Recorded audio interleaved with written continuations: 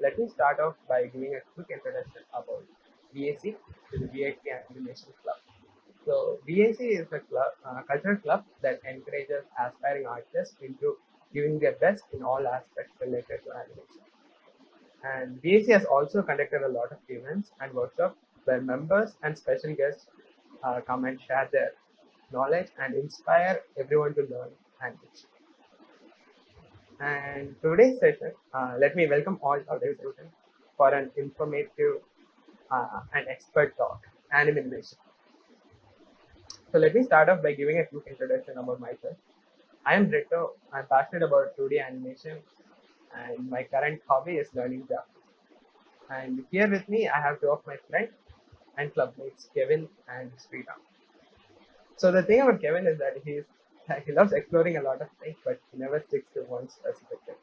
And Sriram, he's really into 3D animation, 3D modeling, all this stuff, and he's a huge film enthusiast. So the three of us will be discussing with this special guest we have here for today, Jazyl Homavazir. So welcome. Hi guys, Yeah, Hello, hi. hello, Jacob. thanks for having me on. Yeah, excited to have you here. We So glad. Yeah. So before I get into introducing him, let me tell you how I got exposed to him and how much he has influenced me as an animator. So back when, right after my 12th grade, when I decided that I wanted to learn 2D animation, I quickly realized two specific things. The first thing was that there were very few people who were actively learning 2D animation or practicing 2D animation as their profession, especially here in India. And the second thing that I noticed was that there were very few resources out there for aspiring 2D animation to start learning. It almost felt like 2D animation was kind of dead. And that was a time when I was randomly scrolling through Instagram and I noticed an Indian animator doing a live stream. It was Jasyl, of course, and he was interacting with young animators and artists like him, and he was sharing his knowledge and feedback. And the first time when I saw that, it actually sparked a motivation in me. It felt like, uh, yeah, it felt like I was not alone, and there's a small group of niche Indian artists who are also passionate about 2D animation in India. So that was really amazing meeting Jaysal, and it magically solved both of my problems, which were meeting other 2D animators and also finding resources. Because Jaysal used to always used to do Instagram live streams every week. He would call upon guests or also interact with young artists like me and share feedback and share our works too. So that was really amazing. So this was a huge game changer, and it felt like a new door had opened, and I still had hope for learning 2D animation. So yeah, Jasil was like such a cool animator because the first animation that I saw that blew my mind was the animation that you did for Nagraj, the character of Nagraj, because his childhood comic I used to read all the time. And seeing him animated in an anime style was really amazing. I never thought I would be able to see that. Yeah. So apart from animation, Jazzle also has been working on an award-winning web manga, Beast Legion, and it is India's first web manga, and he has been working on it for 11 years. And recently, Jazzle won the Urban Action Showcase Award in the US and the Canadian Cinematography Award for the Best Independent Work. It always blows my mind that most of the work that you do it on your own. Uh, it definitely shows the sheer passion and the effort that you put into each of those. It's really inspiring. So yeah, I'm super glad that Jazzle is with us, and I'm just grateful that he has taken some of his time from his heavy schedule to come and have a discussion with us during this event. So I'll just let Sriram start off the discussion. Yeah. So, Jacob, again, we are like so excited to have you here, like to have an expert. Yeah.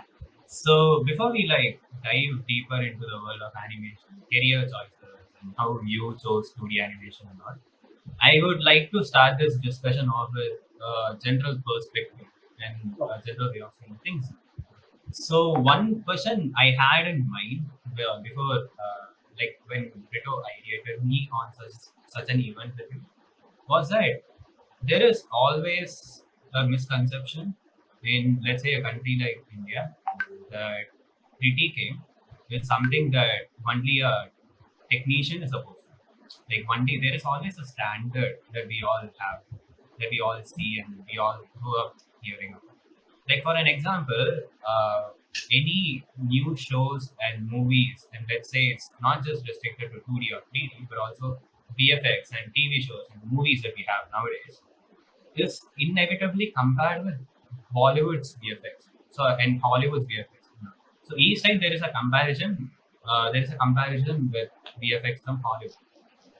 So, what is your perspective on it? So, my question here is that each time there is a new attempt from our industry, our very industry, with all our creators using their own style and trying to render an output to reach wider audience, there is this inevitable comparison with Hollywood and how it is always lesser than Hollywood. Now, how do you see this standard of comparison? And do you feel like this sort of discourages the artists within India, or do you feel like this is a competition that we have to keep? Not at all. Actually, I don't feel I find it discouraging at all because Hollywood has always had a head start. Even Hollywood, Japan, they've all had a head start above of India when it comes to anything movie related, basically. So Hmm. they've been doing it for a very long time, so it's natural that people will kind of compare. But at the same time, we have to see what can I say? I could say as a technical person that I would appreciate the things that are going on, like the developments that are happening is coming new into the VFX field. Sometimes our VFX tend to over exaggerate a lot Yeah. compare like when we show stuff, it's generally over exaggerated, especially when it comes to South Indian movies and stuff like that. So yes, there will always be a comparison. I don't think we should take it as discouraging because we are still in a growing phase when it comes to VFX, animation, anything. But what I kind of feel at times is that the Indian audience at times gets a little, too harsh on the critique.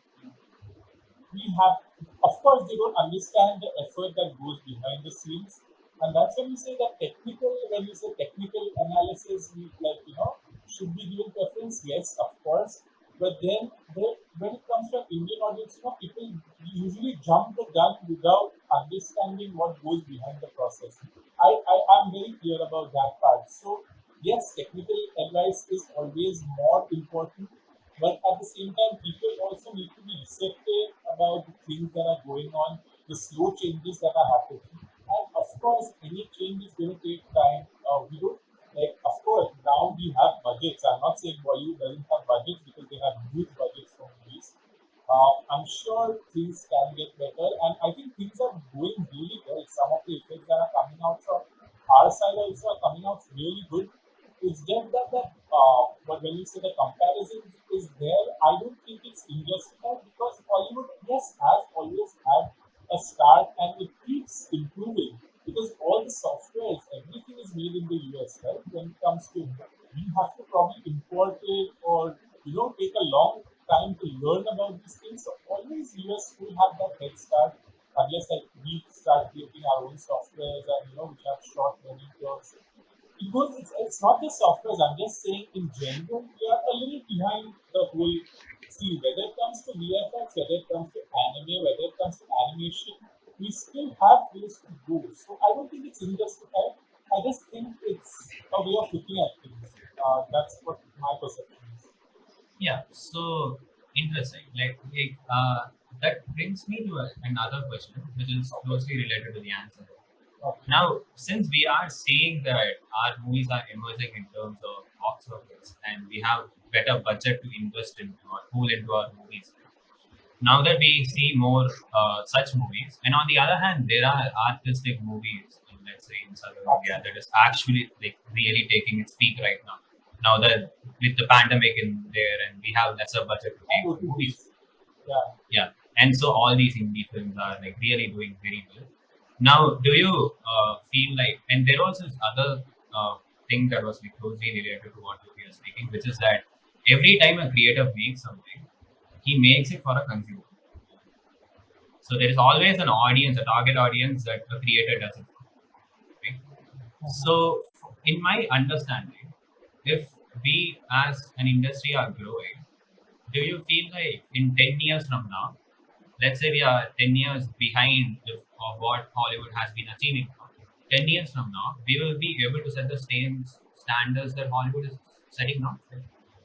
So again, let's just say we are talking about VFX, or are we talking about filmmaking or things in general? Okay. We are talking about VFX and filmmaking and so.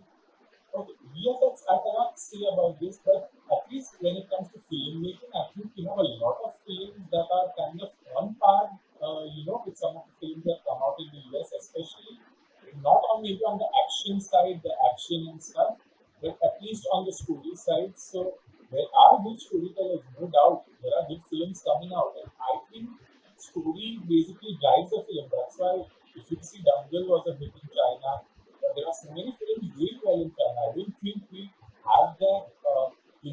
When it comes to story, yes. When it comes to VFX, we do have a lot to improve on. But when it comes to filmmaking, I think we are one of the largest filmmaking countries in the world, right? And our films are shown everywhere.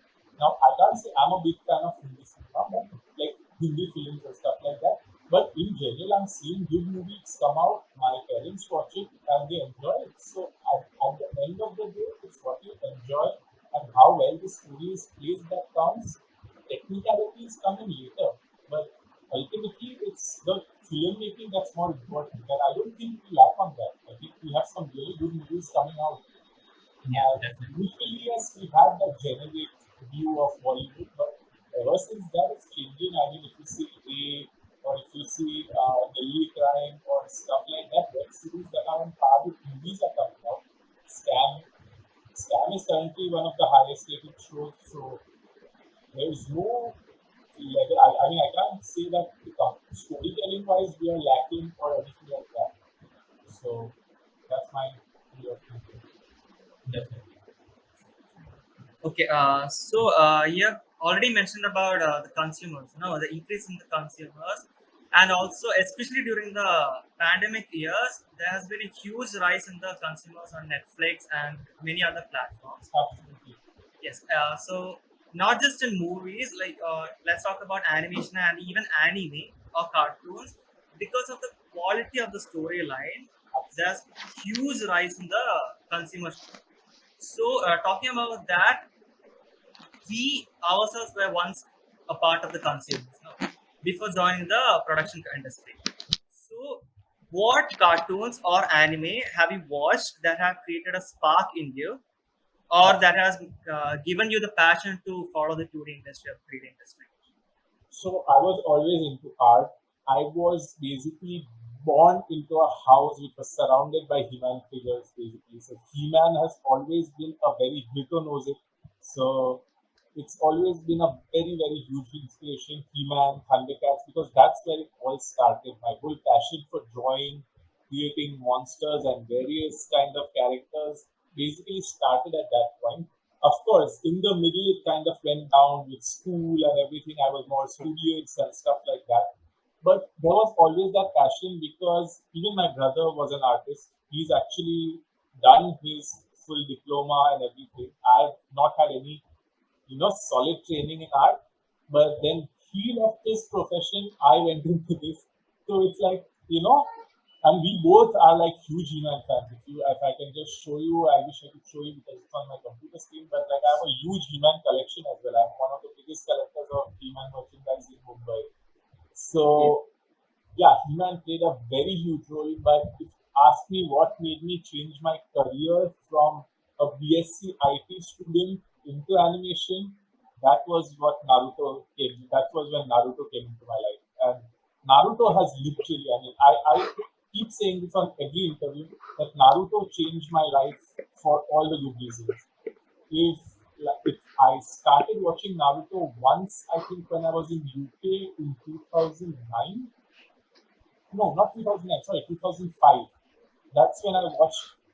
That's when it was first released in the UK, and that's when I had first seen it. And then, ironically, after I came to Mumbai, it started on Cartoon Network in 2007.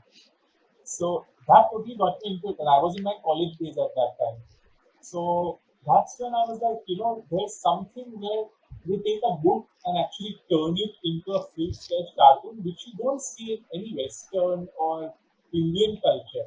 This was like panel by panel, panel by Yeah. panel. And I still remember there's a panel of Hidan fighting Asuma, which was the first kind of manga panel I actually related to with the anime.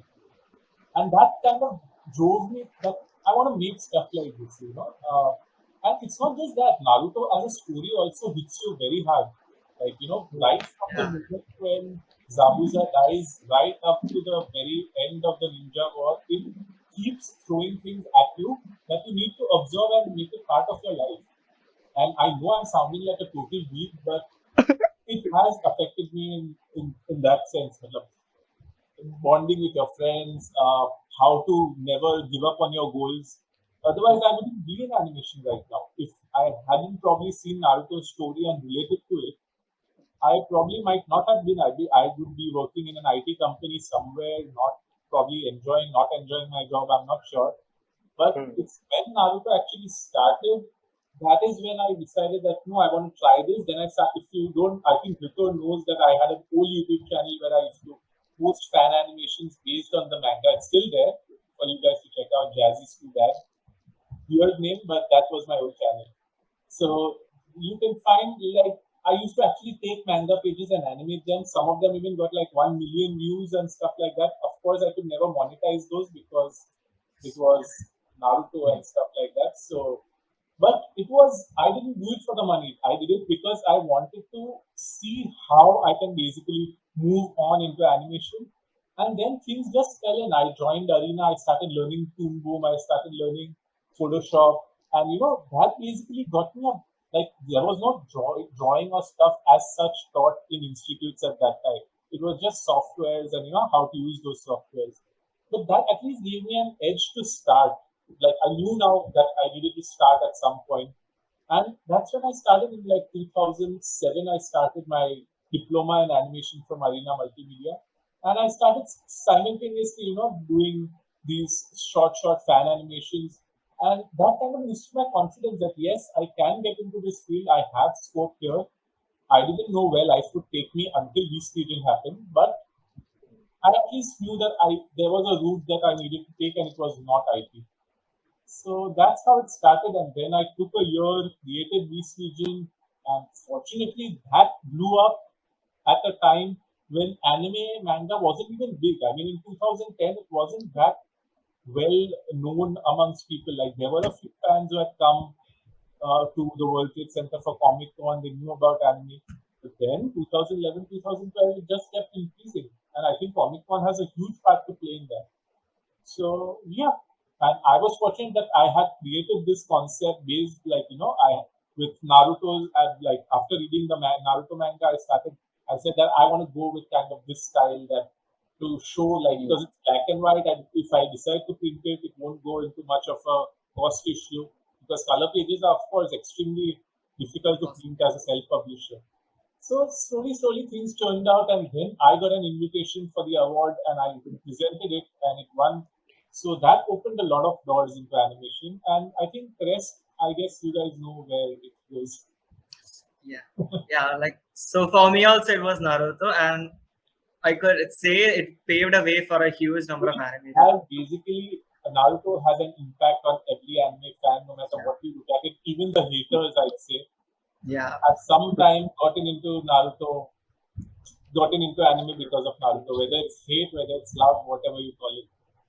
So, Yeah, and it was obvious also because while we were doing a research on you before the interview, it has come to notice that you created one Naruto GIF that became viral. yes. Yeah, so kudos to that.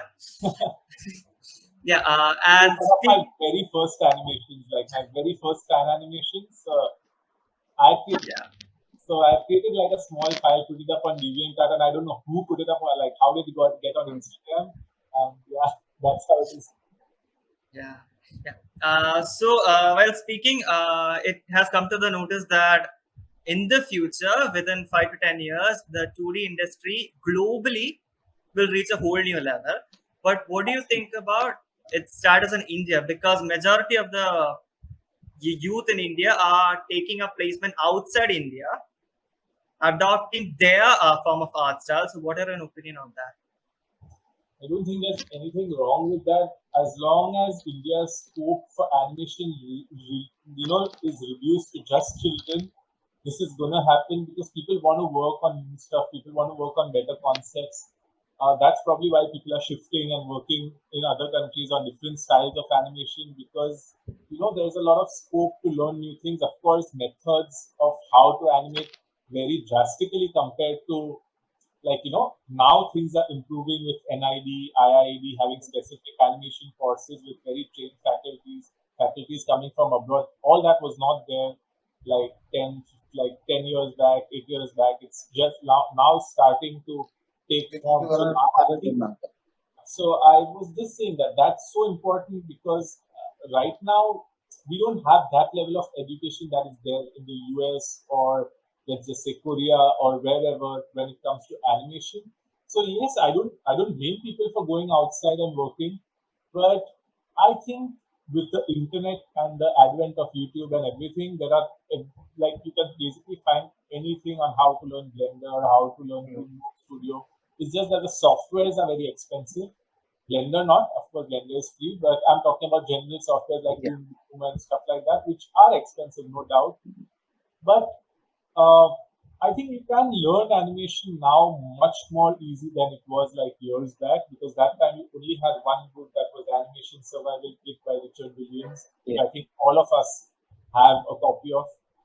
But now I think there are so many interactive people on YouTube, sharing stuff, how to animate in Clip Studio, how to animate in Photoshop, how to animate Boom Boom. Everything is there online, which was not there. But I still think that when you have practical knowledge is why people go abroad to get things. And of course, if they get better placements there, why wouldn't they take it? You get my point? Because I have friends who are doing really well, who have gone to abroad and are doing really well in pre-production. In just pre-production, they almost, get Yeah. almost like two to 3 months of what an Indian would get salary wise. So why would they like decide to come back? Like it's fine. I mean, it's a personal preference, but I don't see anything wrong with it. Mm. Okay, so let's hope that it changes and India becomes a It platform. will, it will. It's already It will. changing. As I said, there are really Oh, good correct. universities coming up. And like I said, I've seen people coming out of NID doing amazing, amazing work. Uh, so Yeah. of course it will change, but everything takes time, right? Like Yeah. it's not a 1 or 2 year process. It's like 10 years, 12 years to Mm. actually for those people to then come into the industry, make a name for themselves, and actually think like we do. I'm sure now a lot of people after getting exposed to anime and stuff know what long form storytelling is about, how you can, better write stories for animation rather than just sticking to one episode, 2 episode, one shots and stuff like that. So yeah, it is definitely changing. So all everything for the positive. You can only be positive and see how things go. And speaking of anime, majorly traditional or 2D animation, even for one episode, you have to draw thousands and thousands of frames. No, so like the constant sitting and drawing, won't it affect their health, the spinal posture? So it affected my health very badly back in 2014 when my back was like completely messed up. And that's when I then decided that no, I need to go to the gym even if I don't like it. I need to go start getting a little more stamina, flexibility. Because at that point, like in 2011, 2012, I was still a complete introvert. So I wouldn't go out. I would just sit at home, just do animation. But then everything changes, right? You have to change with life. I mean, if you see my photos then, see my photos now, you will get the difference. So fitness is such an important part of an animator's life that most people forget. I even recently created a reel on Instagram regarding because it is so important for us because our job is sedentary. Like once we sit, we are like sitting for 10, 12 hours at a stretch and it messes up your back, it messes up your eyes also. Now, eyes, you can't help it because it's like an occupational hazard. You have to work, you have to work. But at least when it comes to other parts of your body, you can definitely, go to a gym, get a little professional training when you start off just to understand how things go. And then, of course, build up your stamina, build up your energy. Now I can like work throughout the day, but I need my 2 hours of gymming, walking in when I start the day. After that, fine, whatever I do is okay, cool. But cannot stress enough how much fitness is important for our industry. We say that we don't need it, but it's actually more important than any other field. Like for people like us, like animators or IT professionals, I think fitness is very important, and it should be part of a. It should be made part of your routine. So I at least take out two Totally hours agree. for that. I agree. And the reason why I came up with this statement is because not just me, for any aspiring artist, when they look up on Google, it says that many of the animators, majorly in whether it is in Japan, Korea, or China or India, they say they are overworked, but they are underpaid. Yeah. And that has come to the social platform recently when the Japanese minister has said that he will come up with reforms to change that. True, but again, what I say is Japanese culture is very different. You can't compare it with ours because Japan's anime market is a very, very huge, thing that impacts its economy. It's not the same for us. So, if you can see, there are like 50, 60 shows releasing every season. Yeah. So Yeah. there's a lot of scope for work, but of course it's going to be overworked when like series like Boruto and long form series like One Piece keep going on. That's why now they're hiring. I mean, if you see One Piece now, you'll see names of artists from various countries, from China, from USA, from Brazil, working on these things. I know a 16-year-old recently worked on Boruto. Now they're like trying to get different so that the Japanese work gets less. But yes, of course, animation industries everywhere are kind of overworked, underpaid. It's one of the reasons why I went into freelancing because, at least things go a little slowly. Of course, that fame and everything that comes with it is a little slow, but at least, there's more time to work on stuff that you like, to work on your own projects as well. So yeah, that's why one of the reasons I decided to move freelancing because studio life is great. You get a lot of experience and you need that experience. I mean, without studio experience, I don't think I would be at a place where I am right now. But at a point, then it becomes saturation, and then you have to kind of see other prospects. And fortunately, things in my life have always fallen into place. Like I've met the right people, I've connected with the right people on Facebook, I've got clients, I've now have a proper list of clients who give me work on a regular basis. So all that takes time. And one thing I would say that we as Indians lack is communication. So communication and promotion, two very important aspects of growing in any field. We often tend to, have these reservations like English, like kaisa hoga. I'm being general now. I've been born and brought up with English speaking, English, Gujarati, and stuff. So three languages, but not all people have that privilege. So there is always that gap. So you have to make sure then that your work speaks for you rather than you speaking out. Rather let your work speak out for you. Connect with people because there are so many amazing artists who are really well off, but they still connect with me on Instagram, on Facebook. People from Disney, people from Warner Brothers. I know a few artists there who interact so well, but you have to take that first step in developing a connection. You can't just write a DM saying, "Hi, I like your work." It has to be a long form connection of years, like 1 or 2 years, where you appreciate his posts, you comment on their posts, which I think people lack a lot, and that's why a lot of Indian artists don't grow because for them it's just posting work on Instagram and expecting it to just blow off. But that's not it. You have to be communicative. Even if it's a guy who has if you have like 8,000 followers and a guy has 1,000 followers, but his work is good, start communicating, start developing relations. It's how you grow. How do Japanese studios manage so much animation? Because they True, true. it's not just individual people working. It's like studios come together. Some studio does the background, one studio. which is something we don't have at the moment in our country, or I don't know if it's there even in the US at the moment, that culture. But Japan is forced to do it because it segregates the work. I mean, you do shows like Dragon Ball, Naruto, which are all long running shows, you need that support. You can't just have not just one person, but one individual studio also can't handle that level of work because 30 to 40 people work on an episode, and they have a pipeline of like 6 weeks or 6 weeks or 3 months per episode, which they have to keep churning out. So imagine the number of teams working on each episode simultaneously. So all Yeah. that goes in. So we don't have that much power coming in because we don't have that much people in the field right now when it comes to animation.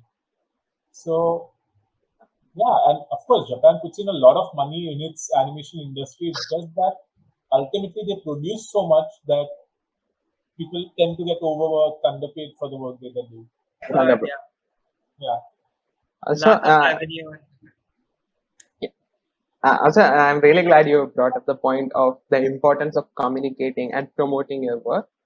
And I feel like this would be a perfect time for you to show some of your works. And yeah, sure.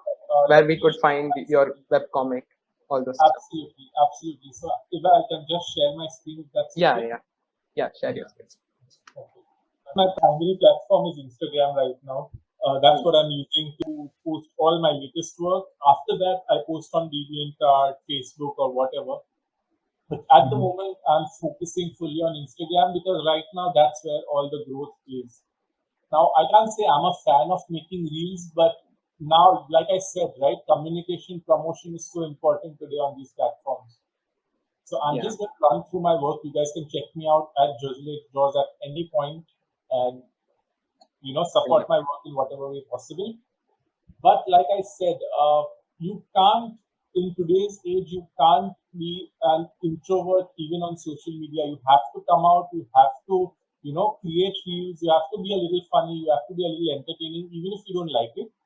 But that's the thing, you have to move with the times. A lot of us often kind of miss that point that we don't adapt too easily to new things. Even I was like that post 2014 and stuff. I was very, I wouldn't try new softwares, new stuff. I would stick to what I was good at. But in time, you have to change. As times change, you have to change the software, you have to change the way of thinking. And today, reels you have to face will get you more views or likes once they pick up, of course. Will get you more views, more likes on your work. And ultimately, even if you reach, let's just say, uh, one out of 100 people that will potentially becomes a future customer, you're set. So I'm just see reels are one thing, Instagram promotions, of course, running ads for your work, just keeping a low budget and just running ads so that people know you exist. People will check out your work when they know you exist in this world, right? Your art exists. Out of a million, it's not someone will not is not going to search Jazyl H unless they know who Jazyl H is. You get my point, right? So yeah, you have to create an identity first. VC did that for me actually initially. But then, you have to branch out as an artist as well. Now, one thing I still lack is a personal website, which I feel is very, very, very important. For me, it's still Beast Legion doing my, people contact me through Beast Legion, but I do feel even I should invest in a proper website because that's where everything starts. Your Google SEO, everything, how you get discovered, it's all through your personal website. So if you're starting off, I would definitely recommend spending some money, getting a small website posted, and just having a domain of your name out there so that people, if they Google even Brito, they will come to your website and find you. Like if Brito artist, if they type in, they should, the first thing that should come is your website. And it does happen. Google organically does that search. So all yeah, these things kind of couple up into how you promote yourself. So of Exactly. course, I was going through Instagram. So this is my Instagram. I also have a YouTube channel. So this is my web comic basically, where you can read it completely online for free. And you can also purchase copies by DMing me, printed copies. So I'm just going to make you go through a few pages. And I've been running this consistently since 2010. It's when I posted the first chapter. And today we are at 15 chapters. So I know it's not that fast, but I'm doing it at a pace where I'm working, working on commissions, working on personal projects, Yeah. as well as running this. So yeah, 15 chapters so far, and you guys can really appreciate anybody's feedback because this comic means a lot to me, and of course, it's one of my goals to see it animated at some point. So that's me speaking. And And of course, my YouTube channel again is Jazyl Draws. So if you guys want to check it out, you guys can always do that. Yeah. would be like kind of silly for me to ask this question, but if the post that you put on Instagram, Yeah. can you show us that one post that you will never forget, like something that is very Of special to you? course, Sort of? it's way down, but I will still say right now, I just like my previous account got hacked at 12K followers last year. I remember August. that's the time I found you. So rather than trying to get that account back and going through formalities, which would take me like 3 months, I decided I'm going to start a new account, and that's when I started. And just one fine day, basically, this is where I just got an idea. Can you see the screen now? Yeah, Yes, yes. So this is my first Anime X mythology work, where I just decided that Naruto and Krishna had so many things in common as characters. So I was just like reading up on Krishna. I've done a lot of Krishna fan art, so I do a lot of research before I do these fan art. And then, I've always known of Krishna stories, even as kids, because our aunt used to kind of talk about it, like tell us stories. So that's when, I kind of figured out that these two have so many things in common. Basically, their chakra, the Rasengan or whatever, Shri Krishna Sudarshan chakra that they use are such similar concepts. Plus, they were like, Krishna was technically brought up by foster parents rather than his own parents. So, kind of, that's also one of the issues.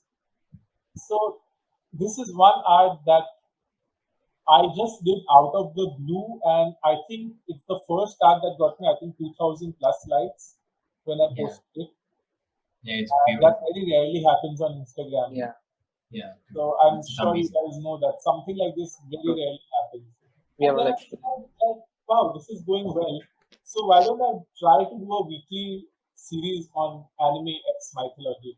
So the next thing that obviously came to mind was Goku and Lord Hanuman. Both are Monkey King kind of references. Both have Yeah. again similar traits like superpower, super strength.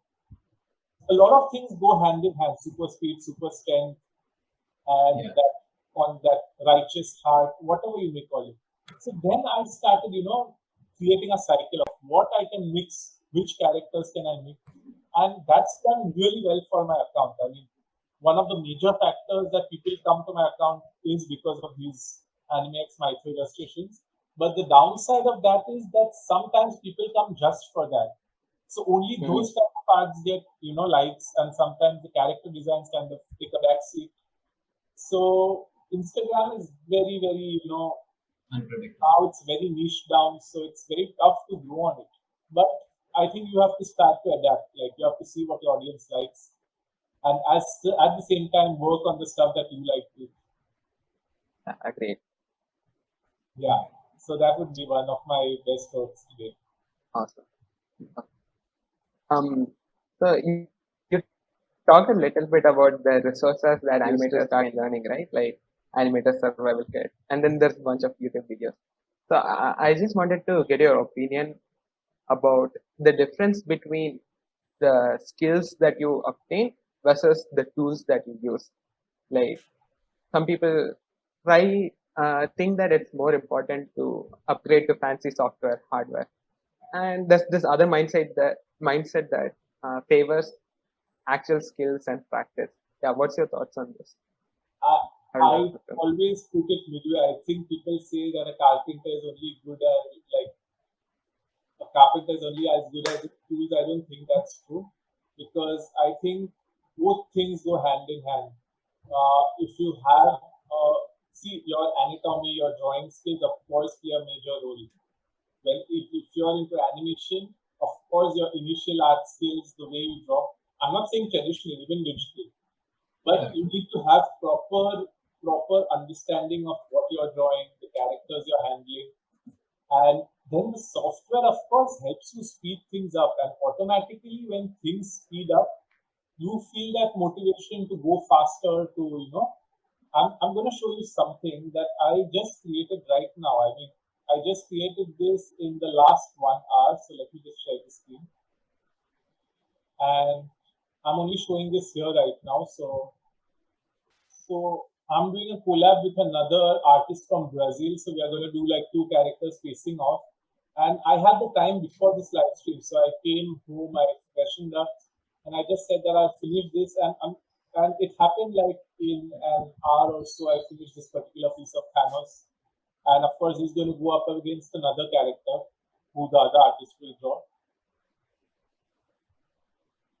So tools definitely help you. I mean, Clip Studio has helped me tremendously. I would say as an artist, it has increased my speed to almost, I'd say 2%. I'd say at least 40% because of the pen pressure stabilization, because of its, vector outputs and stuff like that. My line work has improved. So it's not fair to say that tools don't help. Tools play a very big part, almost as much as your skills do. So both go hand in hand, in my opinion. Others might have their different choices, but I'm a digital artist, so tools play a very important role in my whole process. I wanted to ask, what's your thoughts on the difference between artistic tools such as drawing tablet and a display tablet? What should you go for? See, An animator. I would love to have a display tablet. I've used a display tablet when I was in the studio, but ultimately I'm so tuned to my normal Intuos tab that I really don't feel that need. Of course, when maybe details are concerned and when I have to zoom in on the screen to make it faster, maybe that time I might feel, but I've not used it as much. I've not used the display tablet as much as I've used my Intuos for the last like 12 years now. Right. When I got my first Wacom Intuos 3, and now I'm using the Intuos Pro. So it's been a very long, it's like one with me. I don't feel the difference whether it's a display tab or whether it's this, because I'm just too used to it by now.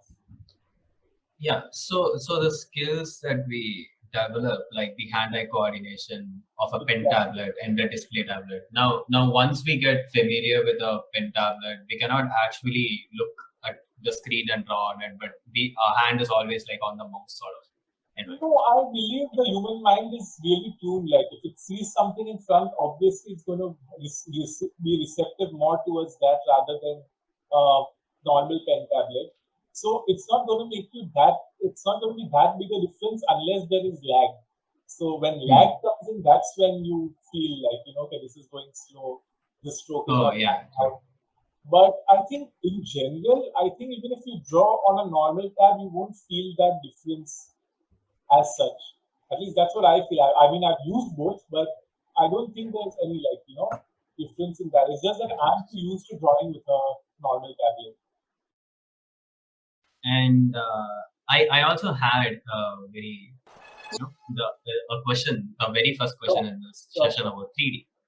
Now there are like really powerful tools which are also open source, like Blender, for example. I've been using Blender since my 8th grade. Like just understanding Blender took me a lot of time. Blender at some point.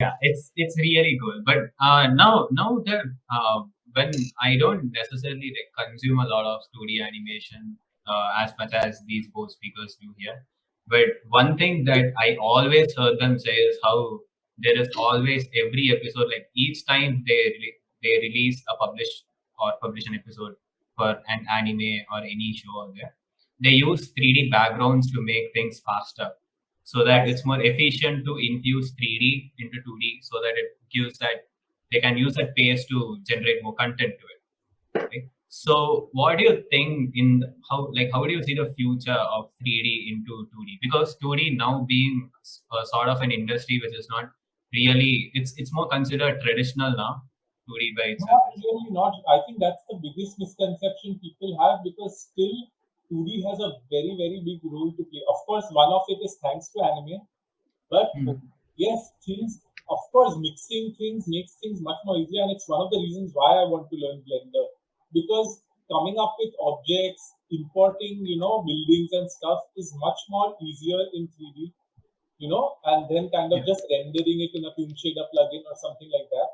Though I don't know the entire process between it, but you see a lot of anime like Attack on Titan. Just look at what they've done. They've gone to Yeah.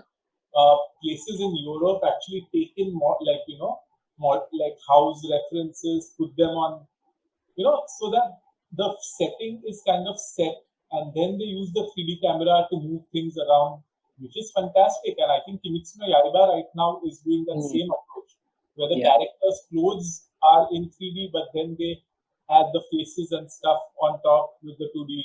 So if you notice, Exactly. like it's not possible to draw Tanjiro's clothes just like that for every scene.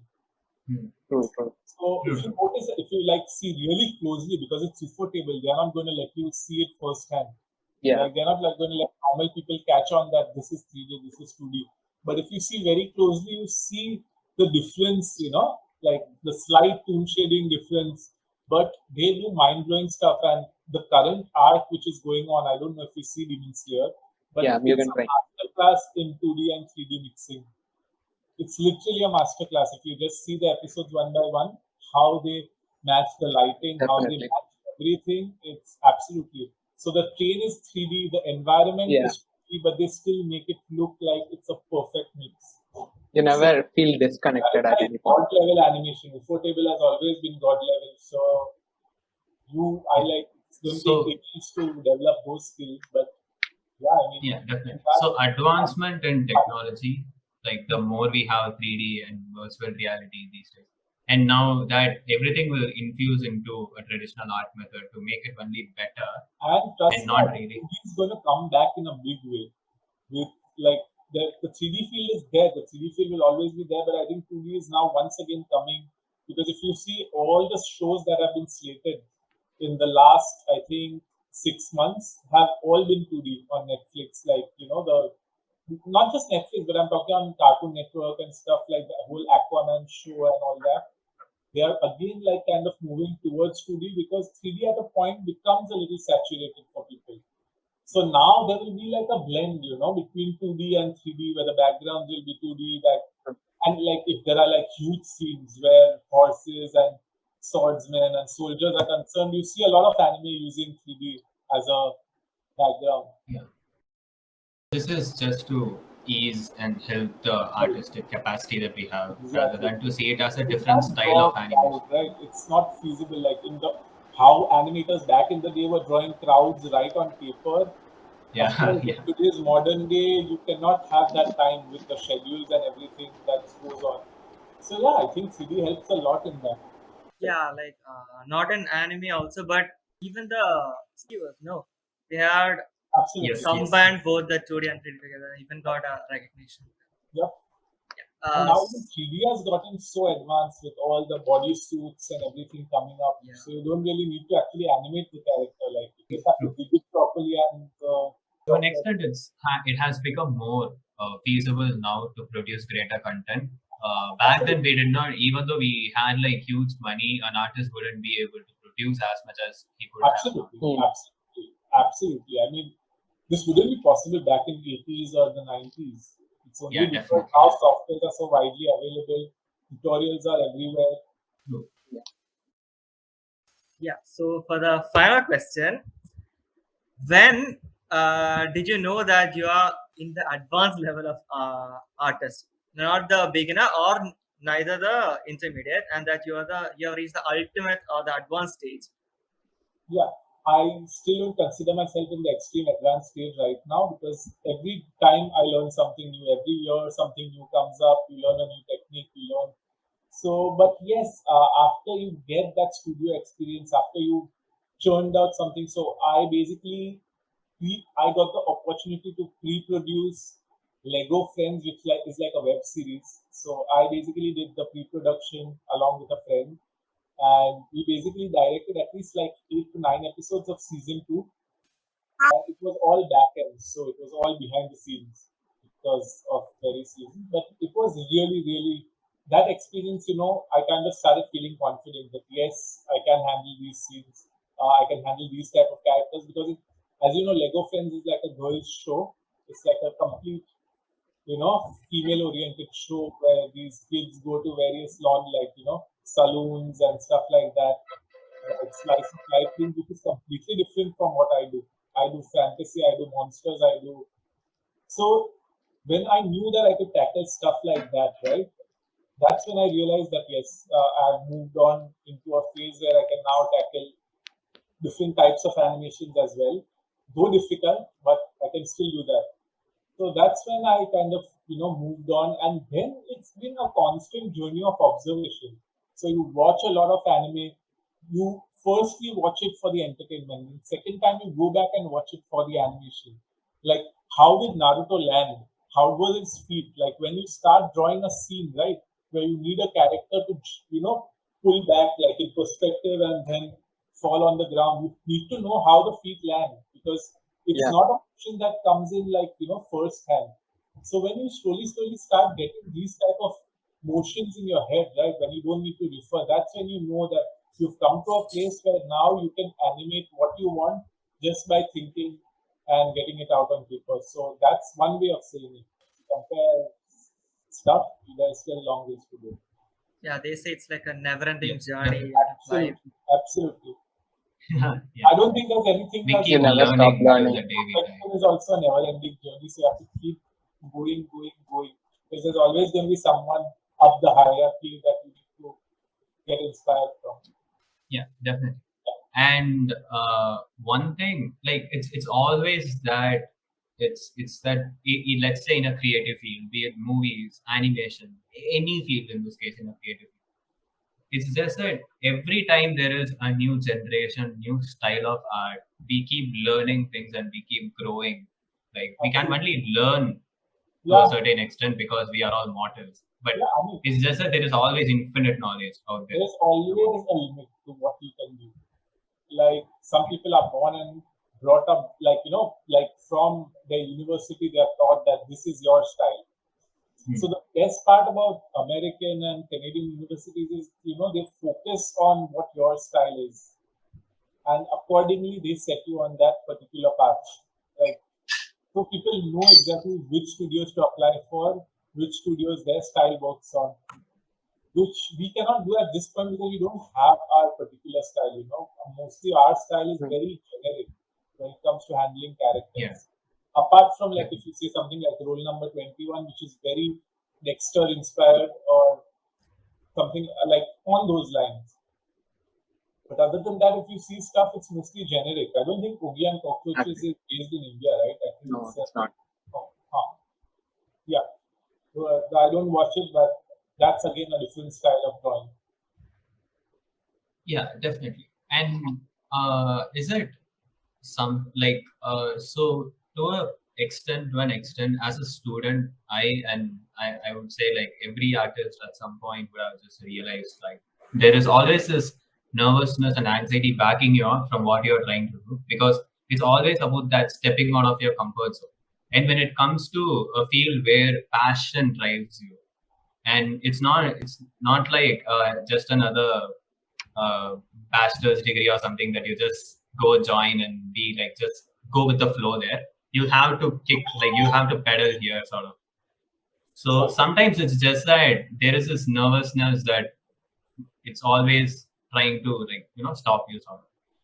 Right. So I feel like yeah, do you feel like that is the point where you know that you sort of are no longer this beginner aspiring artist and you have set yourself a standard when you no longer feel that and you feel Anxiety, comfortable when you're anxiety on handling new things is going to be at every point in your field. Even today, there are times when I feel that certain things I can't handle. That is when you start collaborating. You find Hmm. people who know can handle those things. You work with them. They get Right. paid. You get paid. I work with a lot of background artists from time to time, depending on the projects I get. Projects that I can probably handle a little well, like little backgrounds are used where I can take backgrounds, from some place and use them. that's when but in general, when I do backgrounds, I usually collaborate with other artists. So I tell my commissioner that backgrounds will be charged separate. This will be the cost for it, and animation will be this much. So you have to find people who Now I'm not good at drawing walk cycles, very honestly. I'm average at that. But there are people I know who are very good. Like they can adapt to any walk cycle. They can do really cool stuff. So there are times when you have to collaborate with people and create cool stuff. And it happens. I mean, it's like that. You can't know everything, right? You can't be Yeah. uh, a jack of all trades, basically. So Yeah, there definitely. are things where you need someone to compliment you. So you find people, find that's why I say communication is so important. You need to know who does what in your field so that later you can probably get him on board. He'll also get work, you'll also get work. So I do that a lot. I think recently I collaborated with Brito's friend Pankaj on one of the Hmm. animations.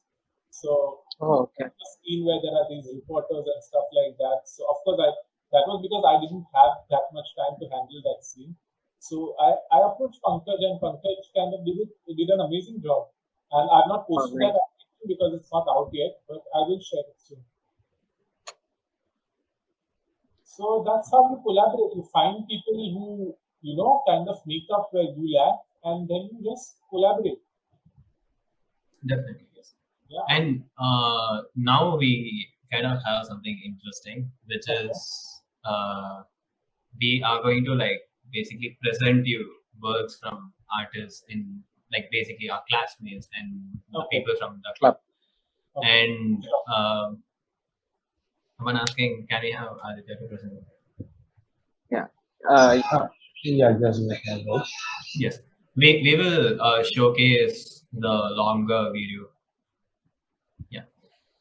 So Jazyl, the one and I got like the person who was volunteering for this to showcase his work for us today in this section also had a narrative to describe what his work is about. Okay. So this was a project of a 2D animation, like a hand-drawn animation. He did in Adobe Animate using the tool Okay. Adobe Animate, and that is based on an incident, like a very terrible and pathetic incident that happened in Kerala. Yeah, Okay. in Kerala, where the part like an elephant was killed with a firecracker Yeah. placed Yeah. inside a fruit, Yeah. sort of. Yeah. Yeah. Yeah. So this is based on that, and this was his inspiration on like to Okay. begin this. Let's see. Yeah, let's see. Wow. Okay.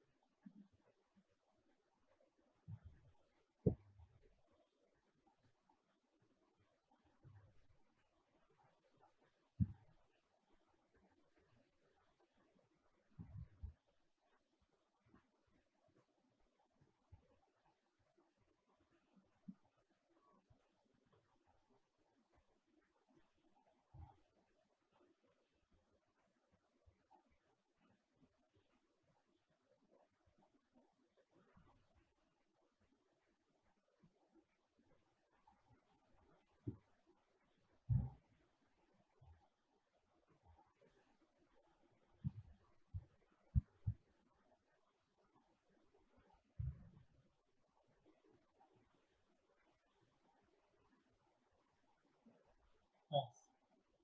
Nice. Yes. Hmm. So it was done by a friend of mine called Classmate. Akshat, and he is an aspiring artist, and he is also from animation and multimedia. So yeah.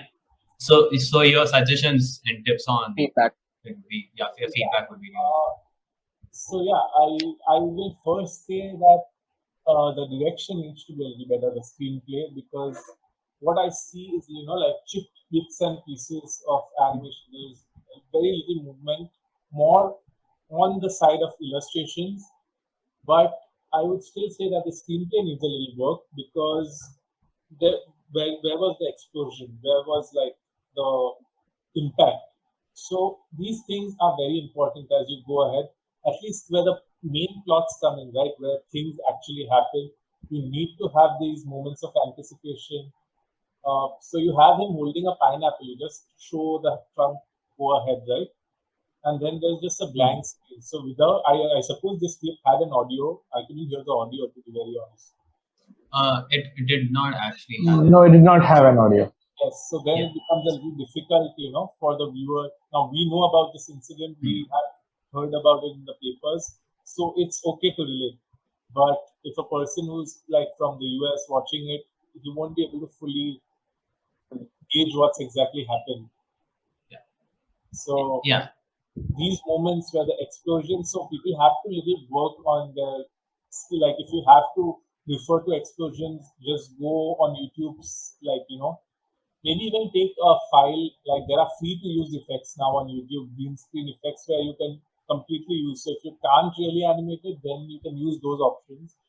But yeah, so when it started off, I was like really happy with the background. Then it kind of went into like a proper kind of, kind of normal drawing style.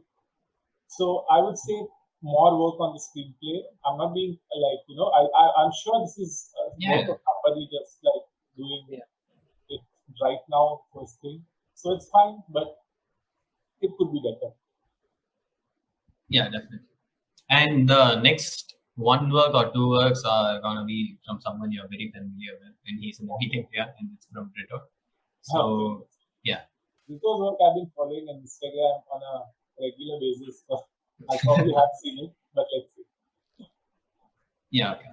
I made sure to pick 170. Cool. Cool. No, I mean, I'm seeing Brito do walk cycles. I'm seeing Brito do a lot of like I Yeah. know Brito is also trying a lot of art styles, different art styles, which is actually very, very difficult. So I've been following his Instagram very closely. And I think I even comment on most of his work. So Yeah, you do. That's always just that's keep what practice, like keep the practice going, and things will be fine. Just try to visualize things. That's about it. Your visual power, once your visual power goes up, right, things become a lot more easier to then put on paper or whatever digital. Yeah, and again, before we wrap this up, one thing we will conclude with is tips that you would like to give to the aspiring artists out there. Like they are all watching the stream. Like let's take me or my classmates who are going to watch this, and they are all really focused on achieving their dream as an animator one day. So what would be the tip that you would give? First, very important thing, create one small concept of your own, all right? It's so important, whether it's in animation form, whether it's in comic form. Try over the years, like, while your course is going on or whatever, like over 1 or 2 years, try to build up a concept. It can be a simple one shot 29-page manga or a 10-minute animation, whatever it is, work over the years to make it better and put it out there and promote it. What I'm saying is don't just put it out there. Spend a little money on your promotion. Now, I'm I'm not saying it can be anything. It could be a fan art spin-off. It could be something completely original. Absolutely, like fan arts of course get you more likes, more views. But I'm just saying that create something that's original first, put it out there, see how people judge it. All right, you will get a lot of feedback. Now, with me, of course, I took a little more time. I took a year off to actually create 6 chapters of Beast Legion over that year. Now, I had that privilege that my parents allowed me to, work on it, take a complete break and work on my own thing. Not a lot of people have that, especially in our country. So, because as it is, artists have to constantly prove themselves, in our country. It's not like where every parent like wants the person to be a doctor or an engineer. Artists literally have to prove themselves, like, by taking up small commissions, saying that yes, we can make an income out of this. So always have something that you're passionate about, pick a project that you're passionate about, work towards it, and create something that takes the world, by surprise. And you, of course, when you put something up, you have to, any business, if you start, you have to put in an initial investment. And that can go into loss, that can go into break even, or it can go into profit. There are three scenarios. So you have to think, you have to think of yourself as a brand and your animation as a product that you want to bring out to the world. So if you work on something that passionately for at least 1 or 2 years, right, automatically you are going to develop interest. You're going to say, no, this doesn't look right. This is going to be much better this way. You're going to go back, work on the scenes. You are going to come. Maybe you can later on decide that I want to completely redo it. So I'll take another 6 months. That's fine. But Right. have something of your own that you can put out there. If you're passionate, people will love it. If you think your product has that value, if you're passionate, brainstorm it with your friends, whatever it is. I know when it comes to art, we don't have a lot of friends, close friends, because most of our, our friends may not be art related or manga readers or anything like that. But now you can always go online, brainstorm your idea, create something good, and bring it out to the world. That is the first step. That's the first tip I would give. So create something original and put it out there and promote it. Secondly, of course, is practice. I mean, I've always said 3 P's of animation are practice, perseverance. Nothing is going to happen right off the mark. Always, people are going to notice you slowly as your work keeps getting better. That doesn't mean that you don't post your work that you're doing right now. Never be of that impression that अभी मैं art ठीक नहीं है तो मैं post नहीं करूँगा. Post it. Once you get better, delete all those artworks. Or actually keep them so that people know that this is how much you've evolved as an artist. You understand? That is what kind of is an important aspect that I always say, that never kind of say that my work is not good enough. Try to put it out there. Even if it gets critics, it's fine. You get to, every critic makes you a better artist. Sometimes you might not be able to take it, sometimes you'll take it sportingly and you'll work on making it better. But at least, unless your work is out there, how are people going to know about you? And the last, of course, P is again promotion, which you need to do on a consistent basis. Once you think that you have reached a particular level of art, start open commissions, okay, make a post that I'm taking up commissions, promote that post. See how many of your, your followers or whatever, your friends actually turn into paying customers. Third is something, again, a reel that I'm going to post very soon, is underpricing your art, because in India, people underprice their art like crazy. I mean, they think that they'll get more work because they are, charging like really less. On a discount sort of. But in the end, that's going to affect your portfolio tremendously, because what price you set at the start will at least stay for 3 years. If you then say that, no, I'm going to charge this much more, nobody's going to pay you. So always know where your work stands. The best way to do it is go to DeviantArt, find journals where people show commissions, all right? If you go on DeviantArt and go into journals and type commissions, you'll get a list of all the types of commissions people have. See what is the average price point per commission, see the style, which ones are closer to what you do, and accordingly price your work. And I don't think anyone should price their work less than $15, no matter what level they are, because if a person approaches them, that means your art is capable enough of earning at least that much. I've seen people do commissions on Fiverr for $5, $6. Don't do that, because you're killing the competition. So those people are going to hit you for it. And later on, if you decide to just change in 1 or 2 months, that's not going to happen. That commissioner is going to leave you. He's going to say, you were paying me, you were giving me this for this value. Why will I pay more? So you're literally giving the person an excuse to not, that my level is this much. And that's why people are coming for you. It's not because of your talent, it's because you are doing it for cheap. So always break that, never underprice your work. At least keep a minimum threshold for your work whenever you put it anywhere, and just stick to that. So, in conclusion, it is about investment in promotion, like investing time and effort into promoting your work. And a little money. I will always say, like, today on social media, you can't grow without promotion. I'm sure every one of us has noticed that. Social media won't plug you unless you promote yourself. It's unless you have already a huge crowd, like someone like Ross Draws or someone like Sakimi Chan. They already have a huge crowd on DeviantArt, because of their style. Yeah. But again, when it comes to India, the drawback is that social media shows you stuff limited to your region first. Only if it does really well in that region does it go to other countries. So that's where the problem lies. Even I face that problem even today. So it's because I've had a few friends that I've made over the years in other countries that my art goes out there.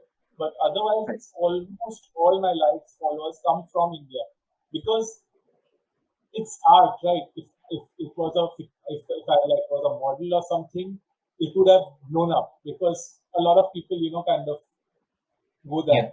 Right. When Right. art, it's very like region specific. Like, and I'm not saying like 1,000 likes. You need like 2,000, 3,000 likes for your art to go beyond your geographical boundaries. Or unless you create a promotion to target certain countries to get your art out to those countries. So that is another, that's where Facebook is more powerful than Instagram. But again, Facebook has become completely like, Facebook has Yeah. no longer, but that is also because we show less interest. You get my point? We are so into Instagram It was that both we way. are kind of the whole old concept of Facebook where people used to connect, people used to see all the latest works that people post. Now it's all about news, politics, and Clutter. everything like that.